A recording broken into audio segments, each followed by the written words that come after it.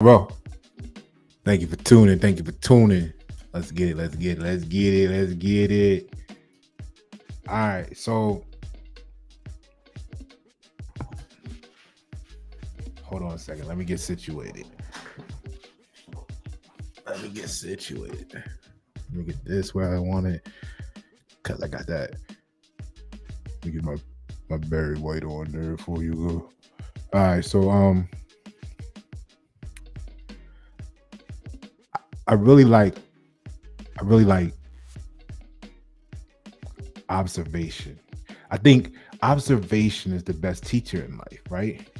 Observation is the best teacher in life. However, looks can be deceiving. Observation, the best teacher in life. Looks can be deceiving. What do you do? The paradox of, hmm.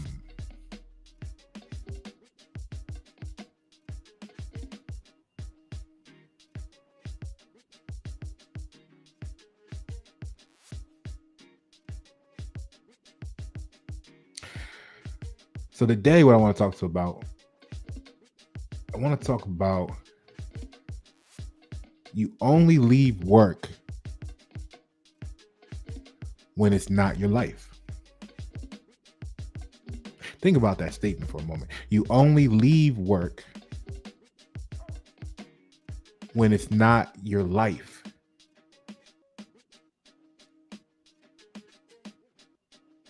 Pasha, what do you mean? See, I had the luxury of a lot of stuff that people would call punishments and interesting experiences, right? But in reality, they're great opportunities. Like going through the DISC assessment, because I was a little different. So when I got to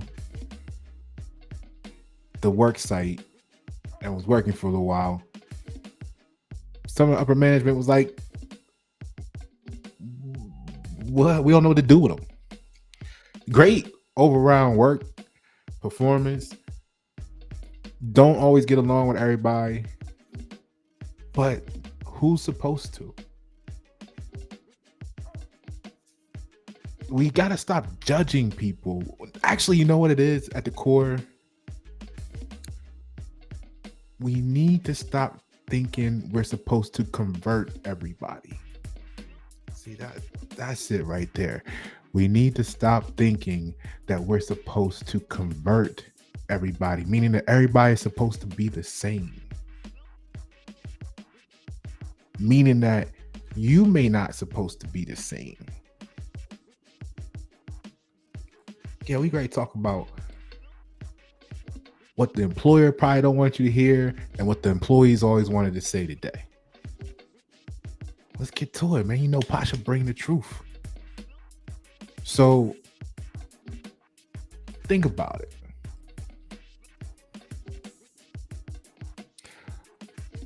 What shift do you work best on? Put that in the comments below. Is it first shift, day shift, second shift, overnight shift? And why do you pick that shift? What does it do for you?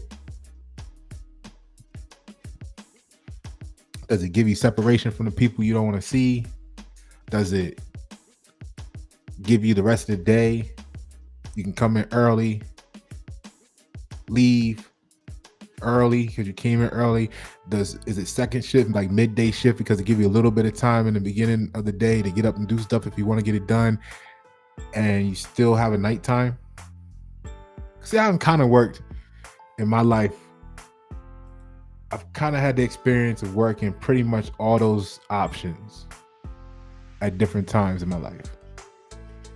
And I'll tell you what made the most sense. When I came to Charlotte, the vicinity of Charlotte, and was looking around for work, thought I was going to be a welder. I just got some welding certs. And I thought I was going to be welding. All the welding people, I ain't gonna say all of them, but you're looking. So the first ones you find, the first 4 or 5, they all wanted 5 years experiences. And you know how that game go. How you got 5 years experiences? You just got your certifications. You got like 10 hours. You don't have your certifications. 10 hours. They want you to have 5 years work experience. But it always happens for a reason, right? Everything, it's always the perfect day. So I wound up working at the place that later was bought by 3M and became 3M, and then 3M life happened. What was fascinating to me, like I said, I don't work day shift, I don't work night shift, I don't work this shift, mid shift, where I had time to get up, go to the mall, buy what I was going to wear that day, put it on, be out at 10 o'clock. I got time to go to the party, got time to go to the club, still got time to meet you here, whatever the case would be. Like, I don't work overnight shift. I done it all, right? When I got here and I got to that place,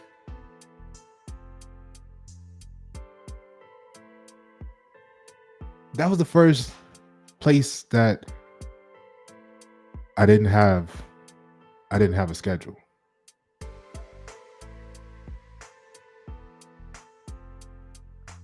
Partly because I was like, look, I can do this by myself. I don't even need nobody else here. How many numbers we got to do? Cool. I'll knock it out. Fine. Just give me this. Let me go.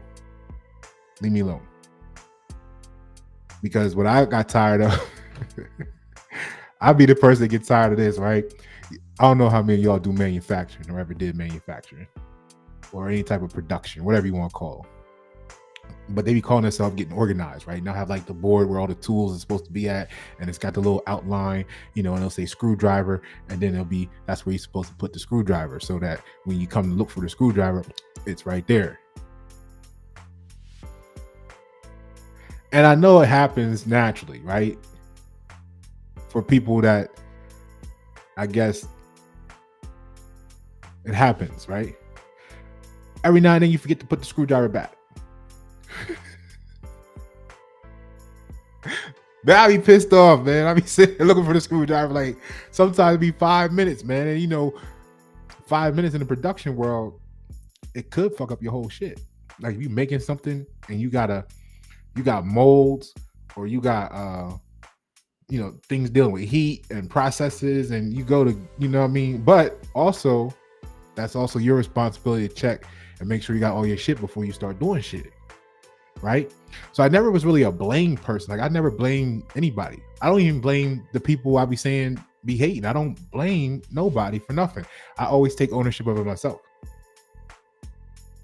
I might voice the observation, and then the weak minds will say, oh, Pasha talking shit. No, Pasha's just stating the truth in observation, right? But a weak person will say, you talking shit about them.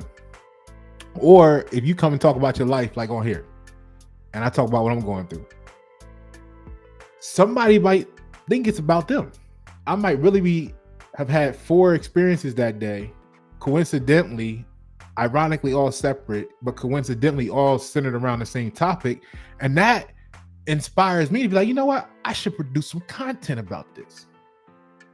Or I might be talking to someone, they tell me, I'll be like, yo, that's the issue. Listen, here's the solution. Boom. And then that helps them. And I'll be like, oh, let me go make some content, because if it helps you, it can help 60,000 other people if you share the live. So I do that shit. And then, the weak minds be like, oh, Pasha talking shit about me. No, Pasha helping the community. Because the same issue you might have had, the same problem you might have had, 500 other people had today too. And we can help each other from learning from each other, right? So observation is key. Observation is key, but looks can be deceiving. How's this all tying into you only leave work when it's not your life? We're going to get to that. Because so many people want something spelled out for them in 60 seconds. This ain't one of them. Matter of fact, you thought you learned it in 60 seconds. That's why you don't know it. That's why you got emotional attachments to beliefs. Incomplete thoughts. Why in 7 we dealing clarity? So let's get to it, right? Let's start talking about this shit. Which we have. We've been breaking the ice.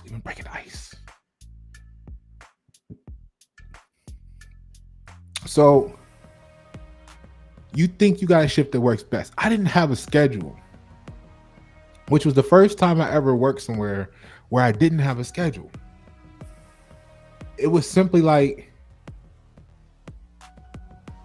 I could literally go to work in the plant because I had my own whole shit.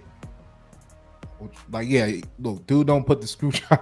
I ain't complaining. I ain't like blaming him for not putting the screwdriver back or the pliers today or whatever it was. You know what I'm saying? But look, let me explain to you what post-traumatic stress disorder does at the workplace. Because you fucking with my quality of life right now, causing me anxiety. I don't even know if I'm gonna go what I got going to work to now. And that's fucked up. We're not gonna live like that. So what I need you to do is I need you to find somewhere else for them to go. I'm gonna take care of all this.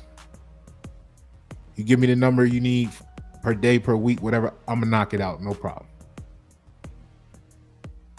So what happened was I had my whole own shit, and I kept that pretty much wherever I moved to. I just do it myself. There was no need for you to have anybody else there. And at work, I work best like that because I'm a loner. I'm a lone wolf. It's not that I'm not a team player. It's that you can't put me on a team that don't play with the same intensity of perfection. I mean, you can, but what happens is people's feelings get hurt. I don't mean to, but they're emotional.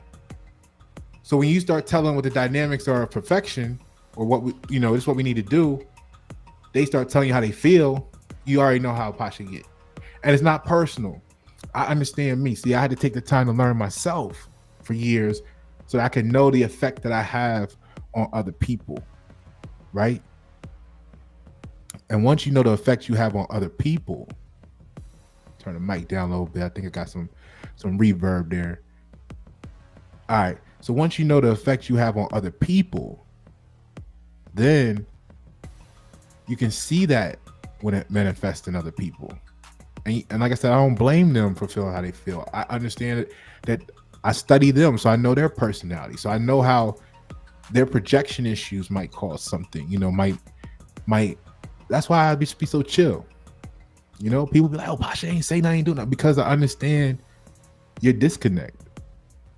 I know why you feel disrespected. And partly, it's not for me to beat you over the head about you not knowing what you don't know.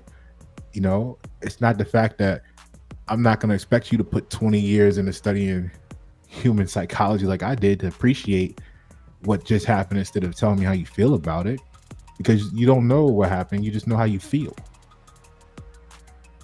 And that's where you hear me say things like, I have to realize I'm speaking to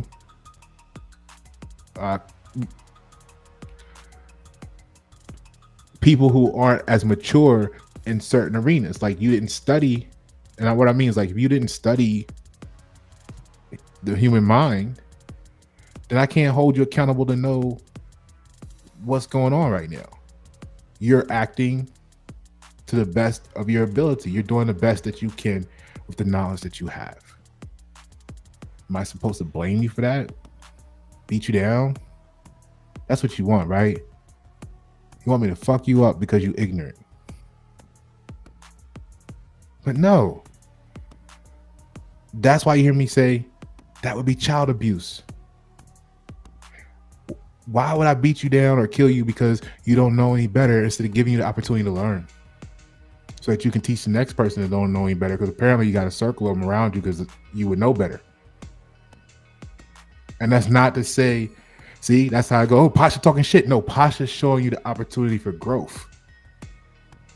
Now, what are you going to do with it? You going to get emotional? You going to look in the mirror and hate yourself, or say, no, I ain't no wrong with hate Pasha? Or you going to realize we could rise to the occasion together? But to each his own. So I just be like, look, I'm gonna do it myself. So I didn't actually have a schedule. I could literally wake up, boom, it'd be 3 a.m. some days. I'd be like, I don't even feel like going back to sleep. I'm gonna just go ahead into work. So I get up, take my shower, I go into work, knock out work. Because it was as long as you get at least your 40 hours, and as long as you meet your production numbers, they don't give a shit. That was the best experience outside of being an entrepreneur or having your own business that I ever had in the workplace. I think that's probably why I stayed there so long, because I remember what it was. And it took, and then I got the other position. So there was a period of time where it was like, it was eroding, but then I got the fun position for me, being a critical thinker and all that stuff. It was the lead in the maintenance department from the planner scheduler, and then the green belt came into play, and I'm doing projects and all this. So I was having a ball. You know what I mean?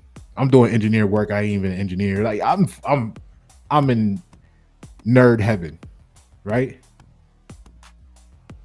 So the interesting part though was, like I said, I didn't have a schedule, and I thought that was so interesting. I could literally be in the middle of doing work, say, you know what, let me run to the wherever to go do whatever, and I'll be back to finish this up later. Like I could break my day up like that if I wanted to. I could come in whenever I wanted to. I could stay to whatever I wanted to. It was super dope. I never had an experience like that before. And then when 3M came and bought it, they implemented the structure of the shift. I mean, I still did what I wanted to do, you know me. But this is what other people had to fit in. And then it was calm, then they hating because, oh, Pasha don't have to do it. You don't have to. Well, I mean, if you learn how to articulate how you really, the truth of the matter, instead of crying about how you feel, you might be in the same position. Like, I don't come with feelings. I come with truth and science. Like, here's there. So, all right, but here's the point. The point of the matter is, you got different things that affect when people want to be at work, right? You know what I'm saying? Energy levels. People be focused on work-life balance, regular health concerns. Sometimes it's just pay. Is it overtime? Is a problem? You can't work overtime. You can work overtime. Do you have to leave? Can you stay? Customer service, the whole nine. So energy, like researchers suggest that people that have peak energy in the AM. Is that you? Are you what they call AM person, a morning person, which can help you accomplish more in less time. And this can be especially helpful for tasks that require creativity and concentration for them, right? Then you got the work-life balance, right? So I got these notes here. You know me, I take notes on certain things, and then some things I freestyle. So, you know what I mean? For those who want to have comments, this is how I do it. This is how I do it. It's Friday night. It is too. So, work-life balance.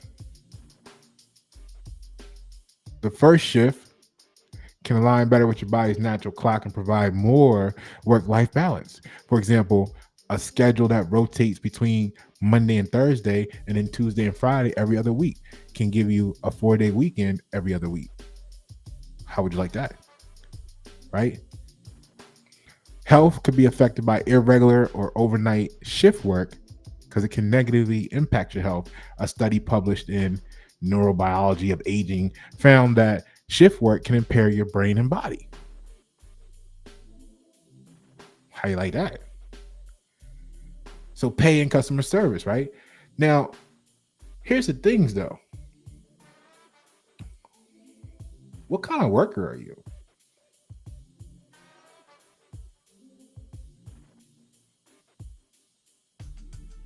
What kind of worker are you? First of all, are you a worker?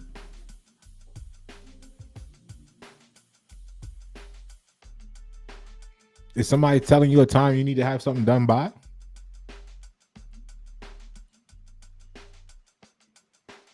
right? Or are you more of like a creative? See, that's why you can't judge people, because when you go to the plant, you see there's shift work, there's hours, there's exempt, meaning salary. So are you hourly or salary? Salary. Because salary is like, we gotta get it done, regardless of how long it takes. Hourly is like, I'm here for my hours. Now, see, if you ever took the DISC assessment, because this is what they did. They say, Pasha, something wrong. Pasha might be crazy. We gonna send him to these assessments so that we can understand if he crazy or we crazy. And they found out they were crazy. Of course they did, right? Nah, seriously though. When they sent me to the DISC assessment, what they found was that I was a creative, what they call a creative dominant at the time. They changed the meanings of the letters now. It's like, but the dominance and influence is still the same. I think the S and the C change. But it used to be dominant, influential, social, and creative. So dominant is the work style that represents individuals who are focused on results, assertive, and confident. They are often direct, decisive, and goal-oriented. Dominant individuals may prioritize control and power in their interactions. The way it was told to us in the experience was they make the best supervisors, because they're going to ram the rules and regulations and goals down your throat and push you and drive you to accomplish or write you up happily. Right? So then you got the influential or the influence people, right? And the influence style represents individuals who are outgoing, social, and enthusiastic. They enjoy interacting with others and are often persuasive, optimistic. Influence-oriented individuals may prioritize social situations and communication. This is why you got the people that keep the conversation going in the cliques. And then the dominant supervisor coming in, what are you doing? Still on break, everybody? Well, you always in there talking, enjoying yourself, right? Because of the influence, right? Or you might just be watching your phone because that person doing what they love, they enjoy, is being an influencer, and you're being influenced by it, and you're right. So then there's the social category. And the social style represents individuals who are cooperative, empathetic, and relationship oriented. They value harmony, teamwork, and collaboration. Social individuals are often good listeners, empathetic, and enjoy building and maintaining strong relationships with others.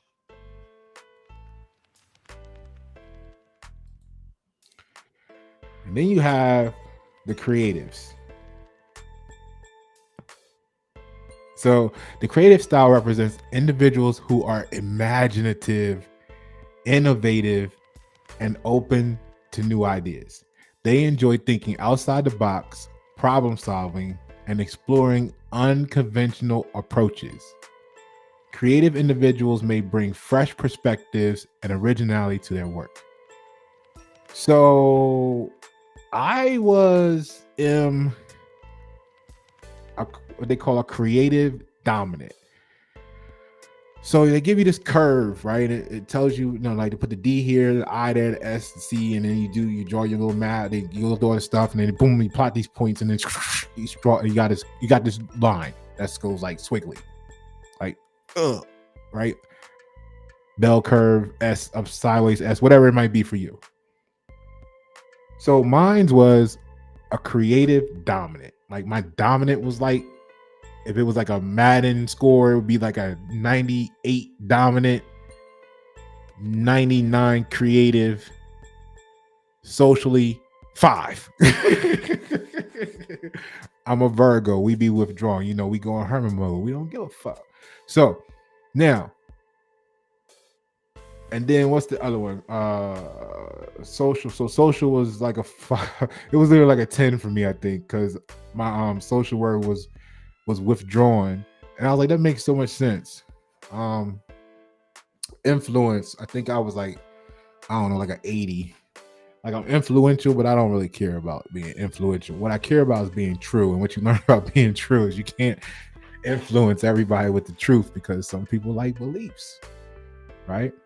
And then that's why my social score was so low, because once you create a trust issue or a disconnect from the truth, or like, I'm not saying you the problem, but you gotta go. You know what I mean? Like, so it'll appear that I'm withdrawing from their perspective, right? Because I'm just going where the truth is, and apparently it's not there. But that's not to say they're bad. Well, it's not to say that. Well, you be the judge, right? So anyway, I'm going to where the truth is. So I appear to be withdrawn. So I'm a creative dominant, right? Creative dominant. You should check and see what you are. And what that boils down to is, now we start to get into, now that we understand that, like, think about it like this. Let me get you a picture up here. Let me see which ones. I got photos. Okay, that'll work for a minute. So think about this for a moment, right?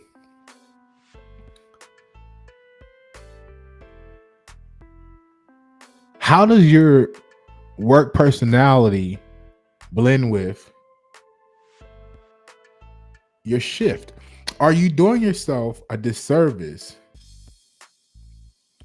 because you didn't take the time to study who you really are, to know who you are? Are you working a shift that could be counterintuitive to who you really are?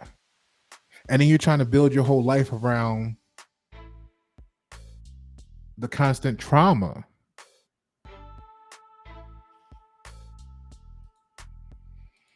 How many households do you think are affected? Like when you see your neighbor having their monthly quarrel that spills out into the yard, and bags of clothes fly out, and the mom comes out and busts the truck window out.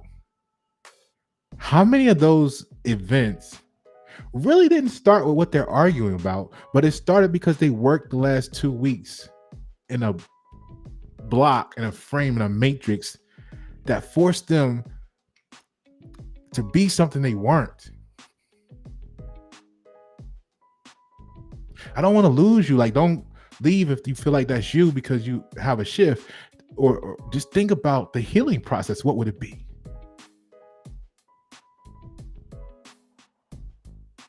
Right? So look at this creative thing. It said creatives are individuals who are imaginative, innovative, and open to new ideas. So, for example, I would be at the plant. I was the planner scheduler. I made the schedule for the whole plant, for what the electric technicians was going to do and the mechanical technicians was going to do. And I told production when I needed the machine shut down. And I told everybody how much production they were going to lose so they could make their accounts, et cetera, et cetera, et cetera. Like, basically, the plant is run by maintenance, because if the machines don't work, ain't nothing gonna work. There is nothing being made. You don't have any production. And I know when I first started, my team was like, they're never gonna let us, do that. We're at the mercy of them or operations or whatever. And I was like, that doesn't make any sense. Well, you're not gonna be able to change. I don't work 20 different places in 30 years, and it's been the same everywhere you go. Maintenance always gets shitted on, blah blah blah blah. And that's how they really felt until Pasha went to war for them. And I was like, no, this doesn't make sense. Look, here's the ROI. Here's the truth. Here's the this. And when you put it on the wall, on the board, and make it all make sense, they realize, oh, well, we've been looking at it wrong. Yeah, because I don't want my guys scheduled to go out there for a machine, and you come telling me you trying to meet a goal. How are we going to avoid that? Let me go think about it for 2 days. So now what happens is the shift workers, at the end of the day, I'm in my office. Like, damn, I kind of missed that. I mean, that office was cool. It was a big office. So I'm in my office. And the shift workers will be leaving. But I'm working on a problem. Now, I'm not salary. I'm still hourly. But I kind of didn't have any cap. I didn't want to stay there any more than I had to. But when I had to stay to do something, I guess, get it done. So I'm working on a problem. So to me, it don't matter what time it is. I'm trying to solve this shit. Now, one of the two things going to happen. Either I'm going to finish it now, today, or I'm going to get tired. Actually, I guess it's three things. Or it's going to become tomorrow. It's been a few times I left the office 2 a.m. I mean, I go out into the plant, of course. So let's say I left the plant 2 a.m. It's been times where I worked an 18-hour day. It's been a few times I worked 80-hour weeks.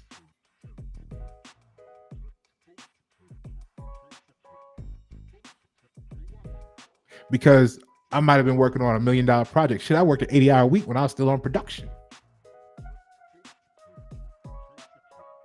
Because parts didn't come in when they were supposed to, vendor delays, whatever. And then all of a sudden they arrive and you can cry about it. Or you can say, you know what? Don't worry about it. I'm gonna knock it out. We're gonna make that deadline. It's gonna ship on time.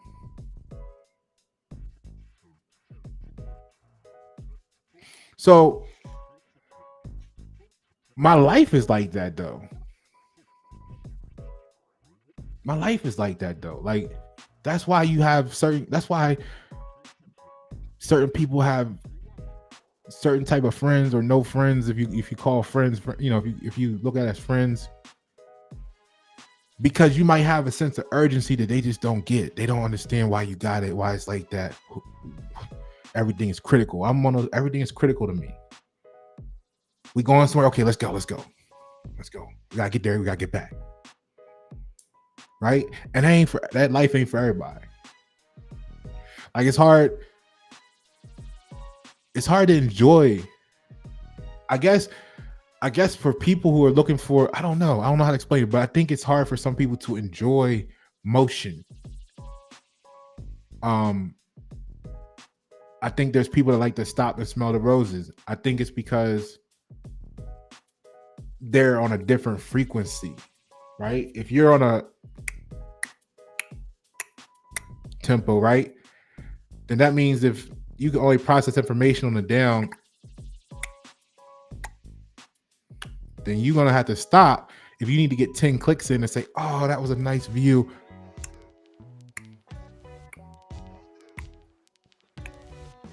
Right? Now, when you high frequency, like when people be talking about, oh, I'm vibing high. Well, I feel like I'm omnipresent. So I can be like, I got the view. I saw it. Like, yeah, I saw it. I seen it. Ready? Let's go. You know what I mean? Like, I mean, it's funny, but it's not funny too at the same time. And you know, for me, I'm working on a few different things right now, and I'm just doing me. I went to the store, and guy was like, "Have a good weekend." As I was walking out, it was one of those moments where like you could saw all the numbers and math problems pop up on the screen and be like, it almost didn't compute. One, that it was the weekend, and two, what is a weekend? Like, I know, but then it was like, I was really like, I went into this thought, and was the thought became a fog, and then I went and I ate, and I really came to the conclusion that I haven't had a weekend in like 2 decades.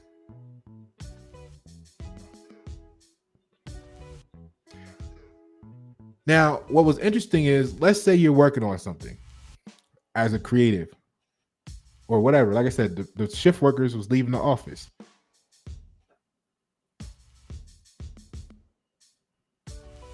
If you at home working on, now you go home, you work on something, you at your desk, you at your personal office, right? Like this is a private office or whatever. It's glass, or let's say it's private office. Now, when you working on something for yourself, you your own boss, you your entrepreneur,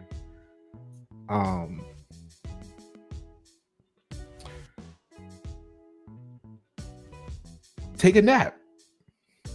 Now, if you a shift worker, I don't think that that's going to be like, they don't want you to take a nap. They didn't want to take a nap in production. Like, what are you doing? Are you on break? Right? It was a problem if you fell asleep at work. Plus, it was in the manufacturing plant, it's kind of a safety hazard. But the point of the matter is, when you own spot at your own desk, in your own office, in the operation that you own, you kind of do what you want when you want to do it. Now, if a shift worker walks by and see you sleep at 3:30 p.m., they could feel like something's wrong with you. They might actually judge you because they're used to maybe being a dominant shift worker, or they're used to having a shift or a schedule or some sort of control, right? Or simply, they may not be realizing that you take 10-minute naps and work 24 hours a day, 4 days straight. Like, you literally been, before that moment, working since 4:30 a.m. the day before. Like, you on hour number 36. They walking out at hour 8. Talking about they done had a long day. Oh, look at you sleeping. Thinking that you the slouch. You just put in 36 straight, and you gonna take a 10-minute nap and give 6 more, and then take a 20-minute nap and give 12 more. Cause I used to be like, man, what is this sleep thing, man? Like, I sleep 4 hours a day on average when things are good.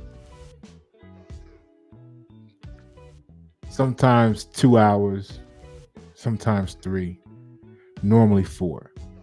If I get 6 hours of sleep, I felt like I slept too much. I feel like I missed too much life. Because the way I look at it is, they say you're supposed to sleep 8 hours a day. And tell me what you think in the comments. Well, that's 1/3 of a day, right?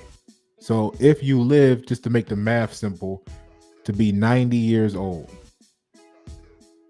that would mean that you slept for 30 years. 30 years.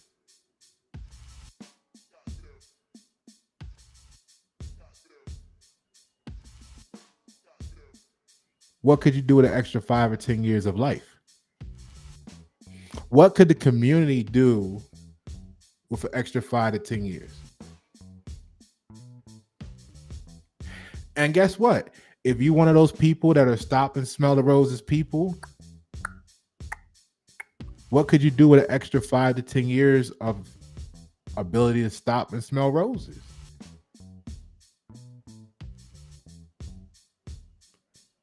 So what we know is it takes 14 to 28 days to form a habit, right?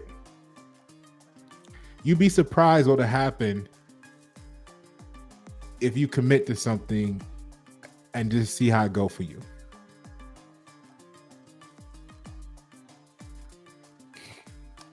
For example, yesterday was what they call a holiday, right? People took a day off. They went and did stuff. So if you worked during yesterday, let's say yesterday was what Thursday. So let's say you sat up Wednesday night. You didn't go to sleep Wednesday, right?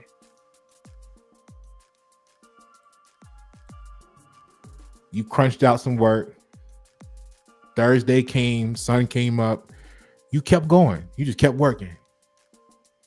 You said, shit, I got to get a Monster or coffee or something, a couple cups of coffee, a tea or black tea, whatever it is for you. And you just kept going. Then somehow you worked all the way through Thursday. Then Friday come, you still going, but 3 o'clock, you take that nap. Now, if you're an employee, I don't know. Your supervisor might see you at 3 and be like, what are you doing? Maybe you're not supposed to work 24 hours straight, because employer-employee relationships have governing bodies that tell them what they can do. They got someone telling them what they can do, right?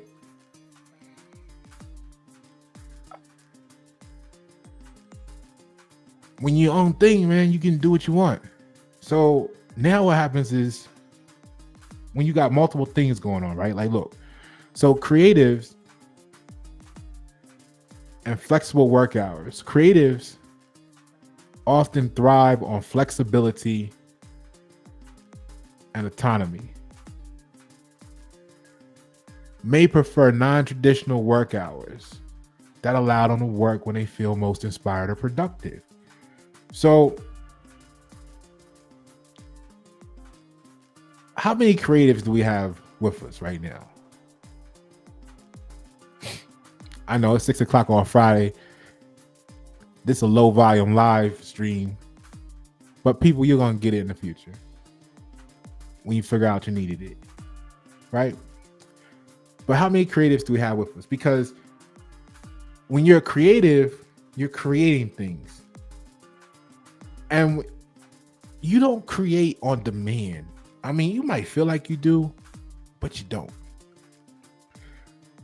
To some degree, there's thought processes, there's exploration, there's whatever that you're going through in your mind, in your journey, and you're looking for inspiration, right?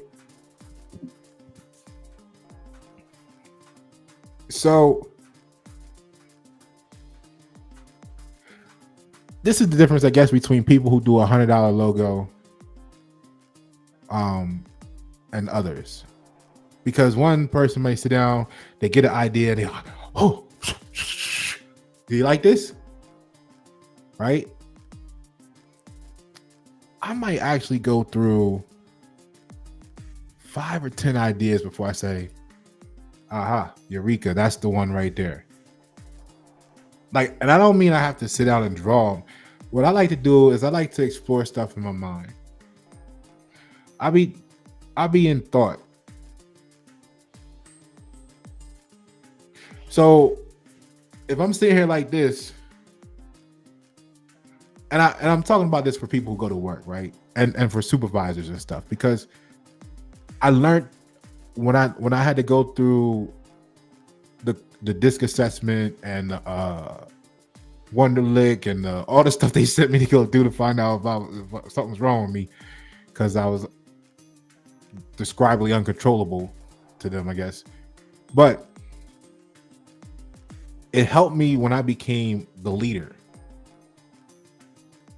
It helped me when I became the leader. Like books like Leaders Eat Last by Simon Sinek helped me when it was my turn to lead. Like the biggest challenge for me when it was time for me to lead was I was so used to, if you weren't what I needed you to be when I needed you to be it, meaning like I'm cool, I'm good with everybody.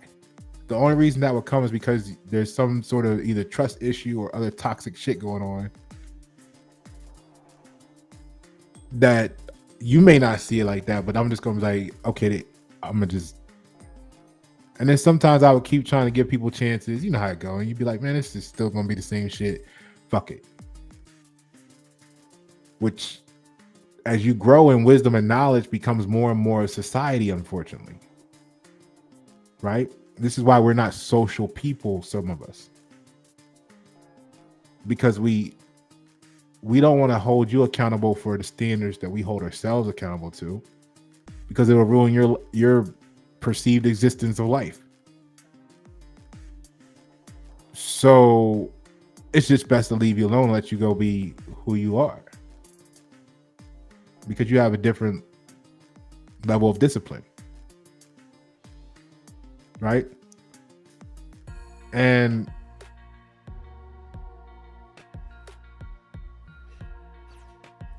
it's a lot of ways that people can see something wrong instead of just knowing that everybody don't need to be converted into something that they're not.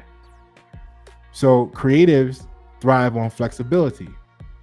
If you're sitting there thinking about something and your dominant boss walks by talking about we need it, you can't do it any faster than you're going to do it. Right? So you take your time, you live your life. And then when the right moment happens, the right thought happens, then you produce. Then you create. Because that's when you feel most inspired and productive. Now, do you schedule that?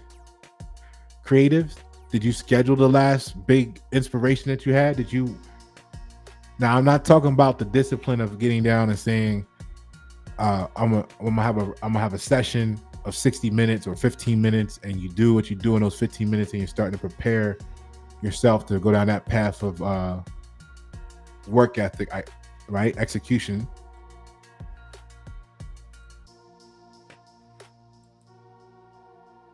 But did you schedule your last inspiration?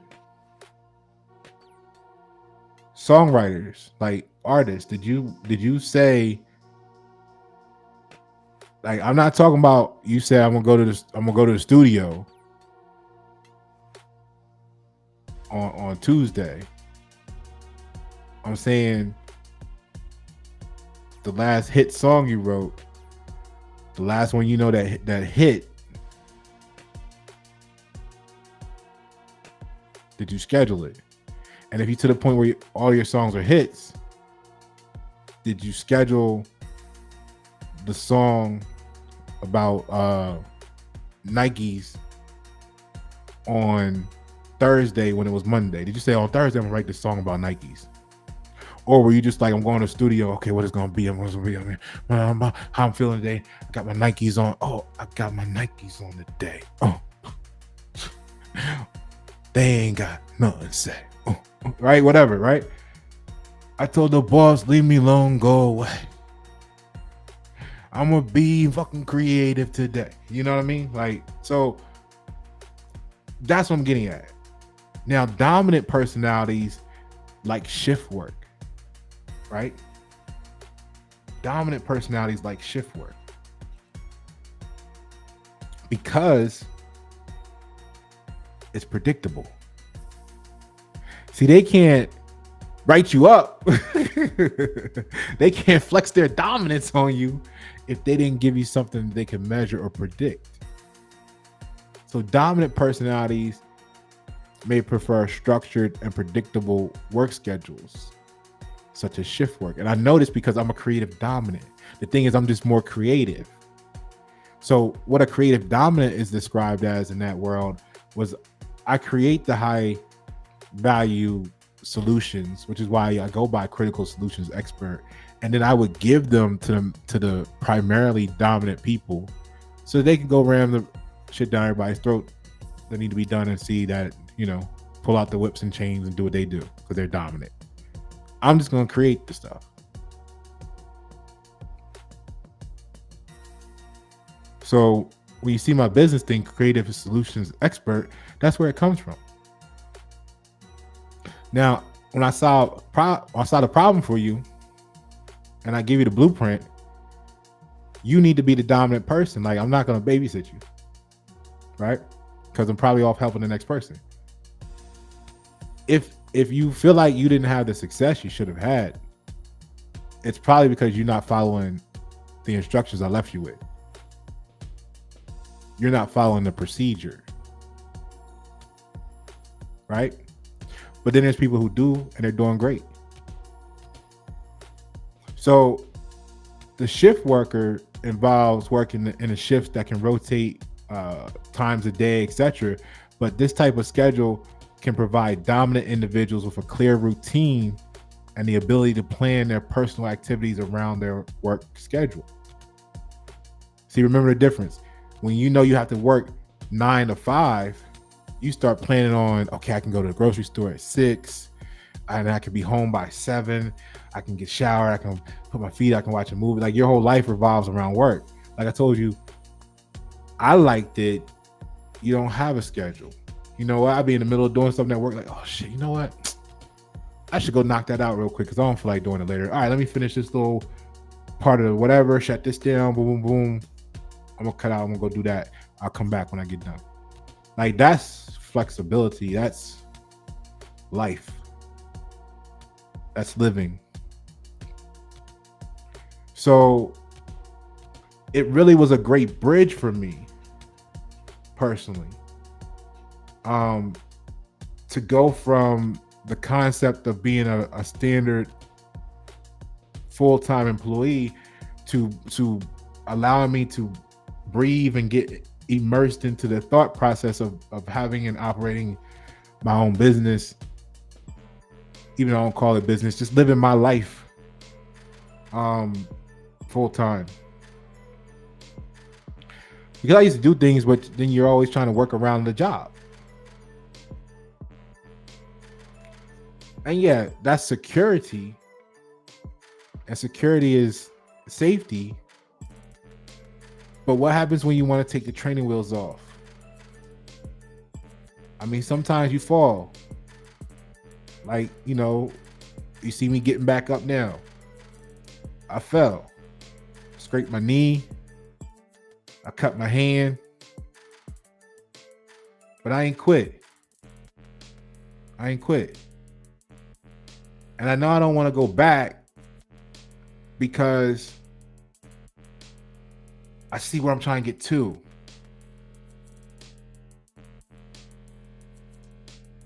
I see where I'm trying to get to. And sometimes people see you, but they don't see you. Like the person that walked by you when you nodded off, like you just nodded off like 2 minutes ago, literally. They see laziness. They see wasted time. They didn't ask, are you okay? What's wrong? Oh man, nothing. I'm good, man. I just worked 36 hours straight. It was a holiday yesterday or something they call it in the United States. And I just worked like 4 shifts of what y'all would have done. So I just put in a whole week since Wednesday of what you would have got done.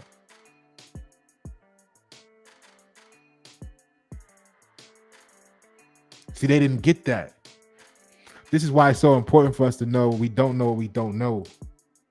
And I'm talking to leadership because when I was leading my team, I would plan a schedule and I would work my guys, man, because they were the fucking shit.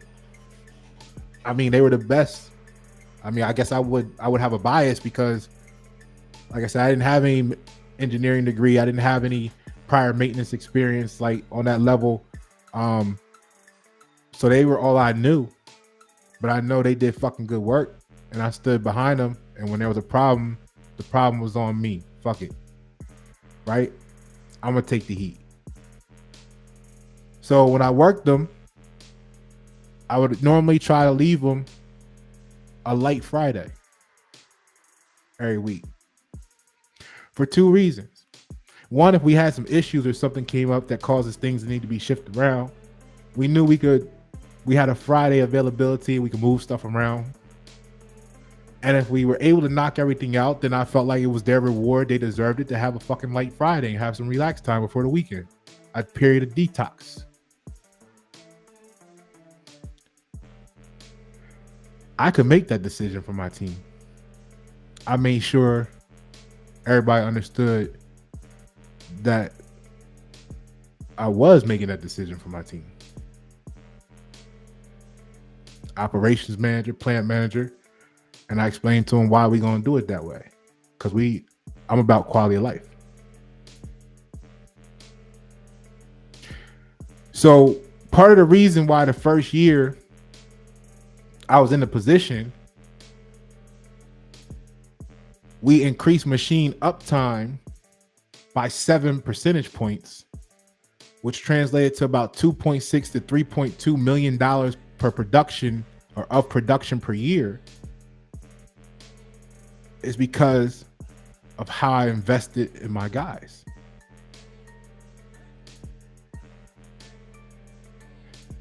Just because you have a title don't mean you gotta be forced into a style of work.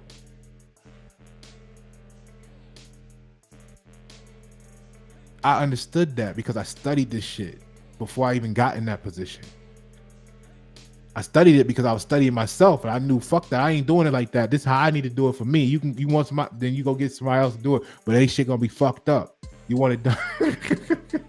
I mean, this was always me. It's hot. This is why I don't understand business people sometimes.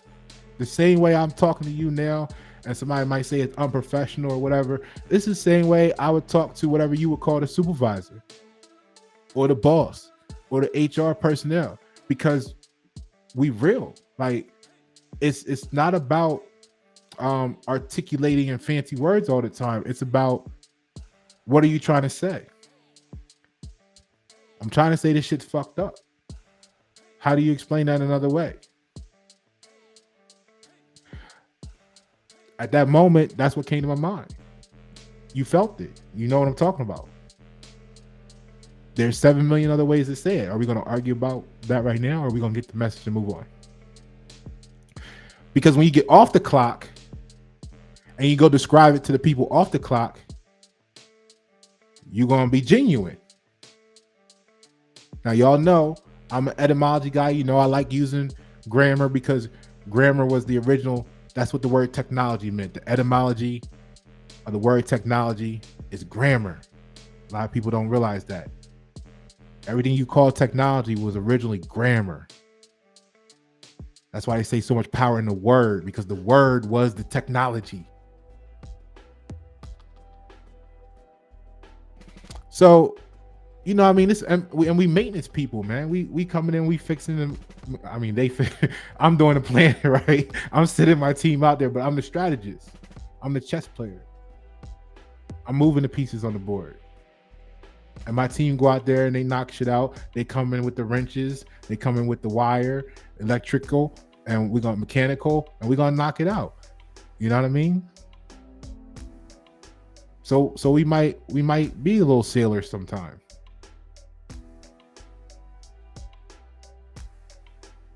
Stop trying to convert everybody and appreciate who they are. The same way when I get technical and I be in my technical mode.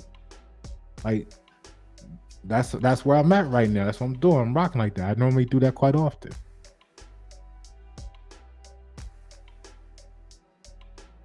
So stop trying to convert people. Let them find their shift. You know what I mean? And then what happened is I realized how to make a schedule to even give them little gaps in between stuff, because one, you never know what you're gonna walk into, and then two, like something you could think it's gonna take 4 hours, and then you find something wrong with it while you're fixing it. You don't took your car to the shop and been like that. Oh yeah, we're gonna do this and do that, and you be out of here in 2 hours, and then they come back to you. Oh, Mister So and So, Miss So and So. Well, this is what we found, and we need to order this and get that. The part will be here in 2 hours, and then we got to do this and take that. It's a complicated. We can have it back to you end of the day, maybe tomorrow. You want to leave it with us? No, okay, cool. Well, we'll try to do it right. You done been there before. So this is what happens when you hear me say you can't be true without consideration of the infinity. So when you go try to pile on 3 jobs on your people in a day, and then something go wrong, now you jeopardizing the integrity of the other 2 jobs, because you really didn't need to have the 2 other jobs. You could have spaced things out for the rest of the month and had maybe 2 jobs that day with a gap in there. Now something goes wrong, they could actually go and fix it, resolve it, troubleshoot it with peace of mind. And that was important for me, because when you're on the maintenance teams, mechanical and electrical, in a plant, in a manufacturing plant, you're not talking about like the oven not working. You're talking about machinery. You're talking about stuff that if you make a mistake trying to fix up inside of there, you literally might not go home the same way you came to work that day. You're dealing with voltages that are different from home. Like, you're not talking about, hey, I rubbed my feet on the floor, grabbed the door handle and shock. No, you're talking about you not thinking, you're distracted. You might not go home the same way you came home that day. I put that level of quality of life into the work stations of my team.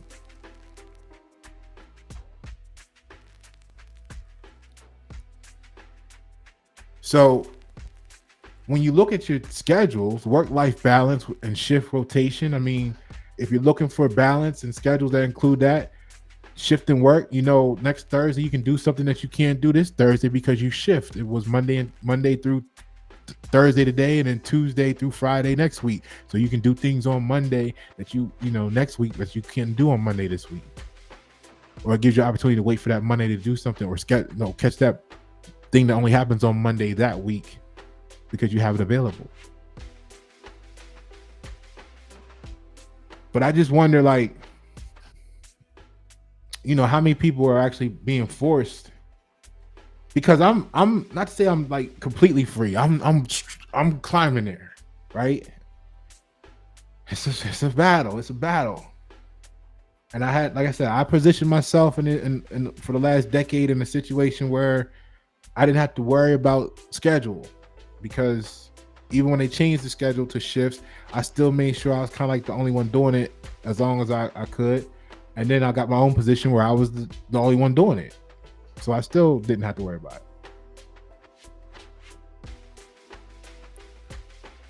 But I was just thinking today, like, how many people, like, think about it. Your life is, when you're creative, you might be making music. Like for me, I might be making some music, then I might get tired of that in the moment. Okay, cool, I got here, let me stop here. Boom, let me work on this logo. Like, it's like all of a sudden I'm inspired again. And it's like, where does the energy come from? I don't know. I'm connected to source. I'm omnipresent. And then you're on to the logo. And then you're like, oh, let me do some research. I gotta research this. And like, it's a whole nother energy vibe. So that's how you wind up going. 2 days go by and you're like, you ain't even sleep, because you just everything's a new puzzle. It's like a new woo. So how you supposed to keep a chick happy when they talking about come to bed and you like, right? That shit don't work.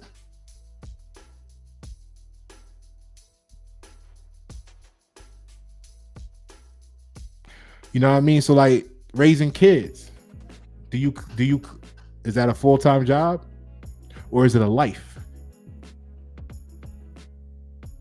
Or is that part of the issue now, that so many parents are sending kids to school because that's when they can clock out, instead of positioning themselves to just have like full-time family life. And then the government makes it easy to disrupt that. Like, it's easier for Pasha's daughter mom to be like, she gonna be a United States citizen like her mother, right? And go off wanting to do United States citizen shit. When you fall out the sky and you can't, you're not spending $2,500 a month on your daughter anymore, they feel like you're not there, you're not present, because it was never you being present that they were concerned with in that case.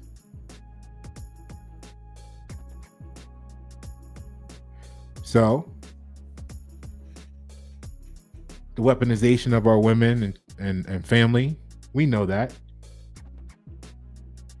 But it's a lifelong commitment filled with tasks that could be considered work.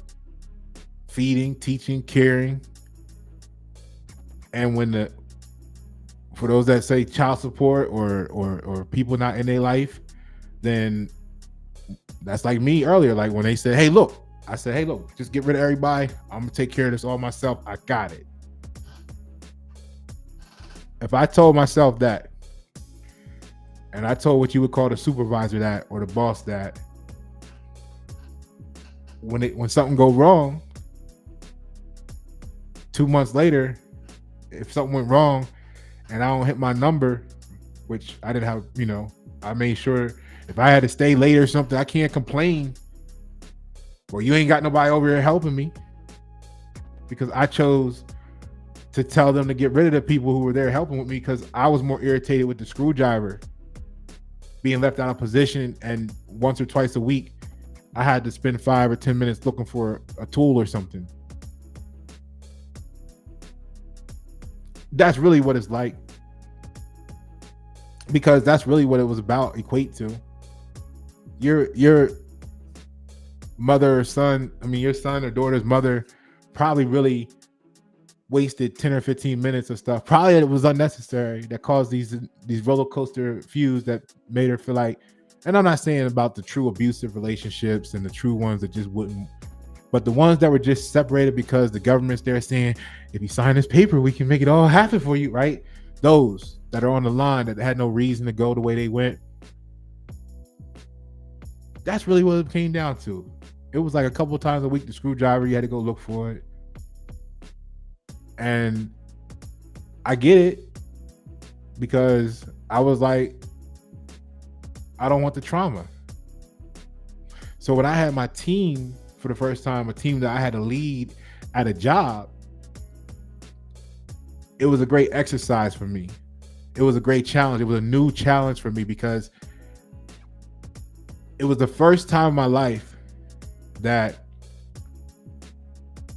I had to accomplish a goal with people I didn't have control of, in the sense of I couldn't control who was going to be with me or around me to do it.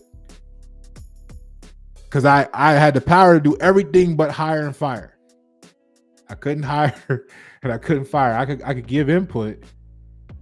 Like when they brought in new people, but I didn't really talk about firing anybody. I'm the type of person who's like, look, this ain't my thing. Like what I do is I like to do the creative shit. Like I'm gonna let y'all experts handle that peer review shit. Like don't get me, yep, I gave them an assignment, they got it done, cool. Other than that, man, I ain't gotta talk to someone else. Right? We doing good shit here. We getting shit done. So my thing is, that was that first time for me where I was like, because I replace shit. I'm like, oh, this ain't working. I'm done. I'll be out. You know what I mean? So we swapping out, right? So The challenge for me there was, can you take a group of people that you didn't pick yourself, and can you take them to the championship? And there was things I had to learn beyond what I knew about myself at that moment and learn about for the team. But we broke every record. We broke every record.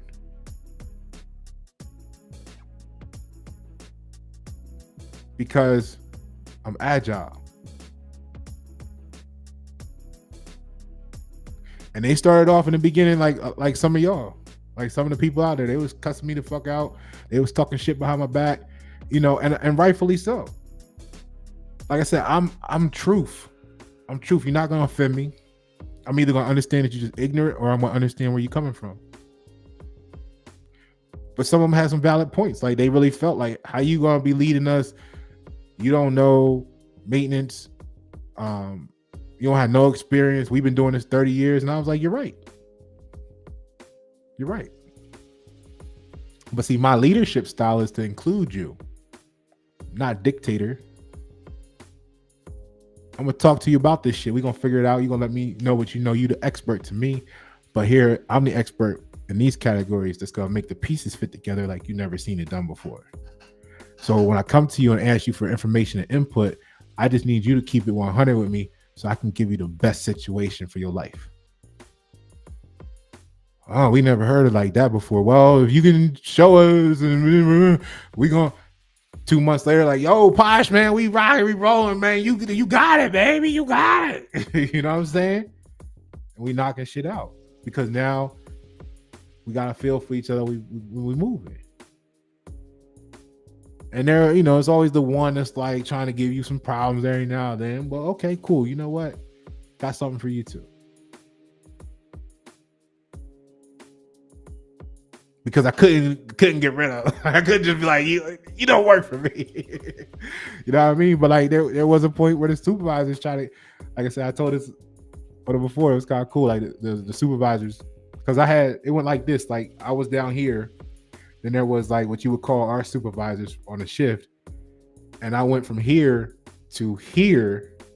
And all of a sudden, like I was telling them like what I wanted done, and they kind of didn't like it, right? So then they would have their moments where they try to delay shit, give you, if I said I wanted the information by Tuesday at 4:00, they would be trying to find a reason why they're gonna give it to me Wednesday at 9 a.m. You know what I mean? Shit like that. And that happened about twice. And then I was like, you know what? Look, y'all fucking my shit up the way I wanted to be. I understand something happened. If you can't do this, that's fine. I'm just gonna remove you from the process. And then they were like, how you gonna remove us from the process? We're the supervisor. But they didn't realize I already had it figured out. I was just given the opportunity to comply. And I'm not the one to be like, yo, you gotta punish them or do this to them. I just simply said, this is why I'm removing them from the process. And this is gonna be how we do it from here on. And I'll put the map on the board of how it was gonna work and how much more efficient it was gonna be. And it'll actually save time. And everybody said, damn, we never thought about it like that before. That's how we're gonna do it from now on. And then I went back and notified them their attention would no longer be needed in the process. And check your emails. All your higher ups have sent you the approvals for the new process. So whatever people feel about me on the friendship, or I think I know Pasha, or I know of Pasha level, Pasha consistent. Pasha don't treat you one way and then get over here on the job and be somebody different, or get behind my business or brand and be somebody new. Pasha the same way all the time. So the people that sitting there talking about, oh, Pasha get rid of you, Pasha got rid of his supervisors. Like, it don't matter who you are, because I'm not worried about that part. I'm worried about being true. It's not talking shit. It's telling you how to be true to yourself. Because what I find a lot of people do, go to work, go to a job, go to your job. Go to your job. I ain't even got to tell you, go to your job. Job come out, tell you We changing this. We doing this like this from now on. This, that, no. Well, what? Well, any questions? No. Okay, cool. Break. For the next 2 weeks, everybody standing around talking shit about how they don't like this, how they don't like that, why they do this, that, and the other. But when they had the opportunity, ain't nobody say shit.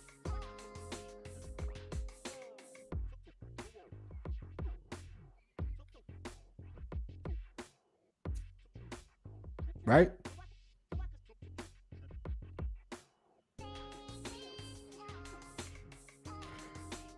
So Pasha gives you the information up front. The question is, do you understand the opportunity you've been given? Do you understand the language? Pasha may not feel like going through 70 different versions of saying the same thing over and over again, but Pasha give it to you up front. Now, if I expand on it in more detail, then that's cool. But I haven't said anything that I haven't told the person about a person.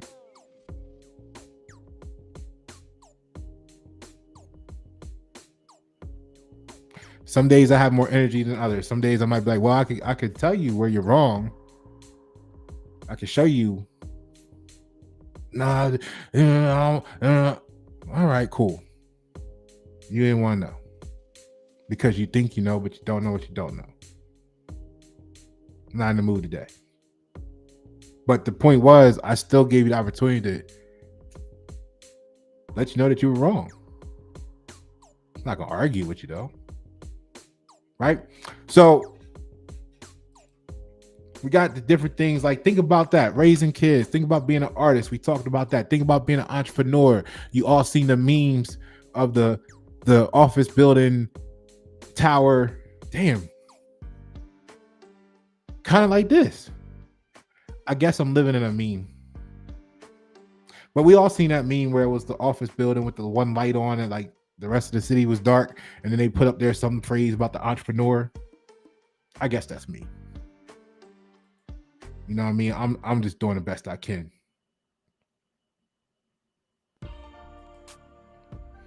How about athletes, right? Professional athletes spend countless hours training, practicing, competing. Their sport is not just a job, but a way of life. You live, you breathe, you die. The sport, it takes hard work and dedication. It's their passion. It's not just a job.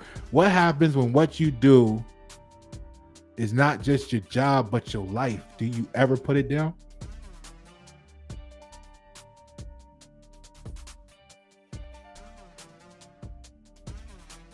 You seen 85 talking about the chef keep cooking. Chef is a good example. Cooking is not just a job, but a passion. Teachers, farmers. You know, I know from being a photographer. What about the humanitarian workers? Do they have shifts?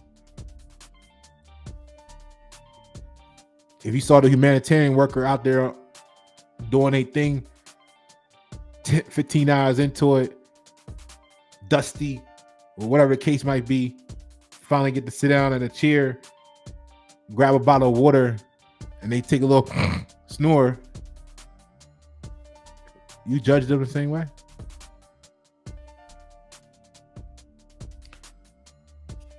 You gotta just look at it like that, people. So when you look at the post-traumatic stress disorders from the workplace that's killing people, your shift could be a good part of it.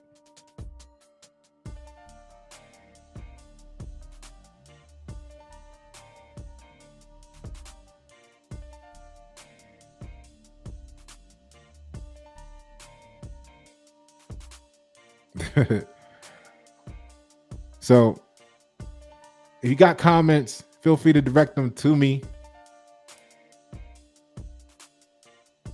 We can talk about it.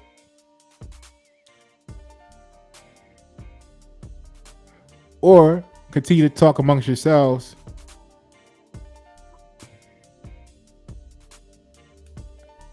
And see how that goes for you.